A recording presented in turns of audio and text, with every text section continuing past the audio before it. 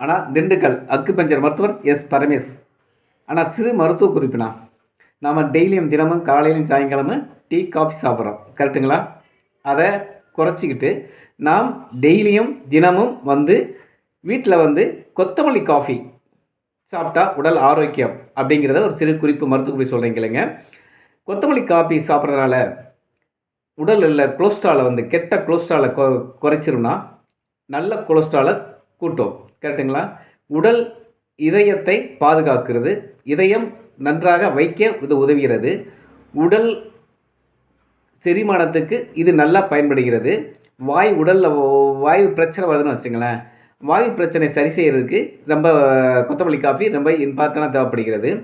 இதவே கொத்தமல்லி காஃபியை நாம் சுக்கும் காஃபி யூஸ் பண்ணுறோம்னு வச்சுங்களேன், அங்கேயும் கெட்ட கொலஸ்ட்ராலை நீக்கிட்டு நல்ல கொழுப்பை உருவாக்குது, செரிமானத்துக்கு ரொம்ப உதவுது, வாயு பிரச்சனை வராமல் தடுக்குது, ஜீரண கோளாறு எதுவும் வராமல் நன்றாக ஜீரணமாகிறதுக்கு, நல்ல செரிக்கிறதுக்கு நன்றாக பயன்படுது.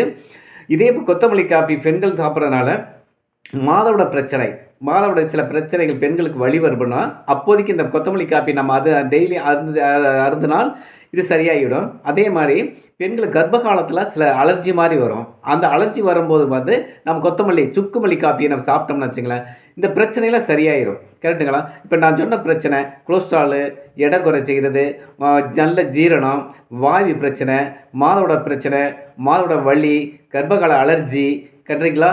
இத்தனை பிரச்சனையும் கொத்தமல்லி காஃபி சாப்பிட்றதுனால, சுக்கு யூஸ் பண்ணுறதுனால இத்தனை பிரச்சனை நம்ம உடம்புலேருந்து நீங்கி நல்ல ஆரோக்கியமாக வாழ முடியும், கரெக்டுங்களா?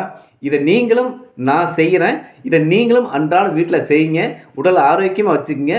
நாம் இதயத்தை பாதுகாக்கிறதுக்கு நல்ல ஒரு வழிகாட்டி என்று சொல்லிக்கொண்டு விடைபெறுகிறேன். நன்றி, வணக்கம்.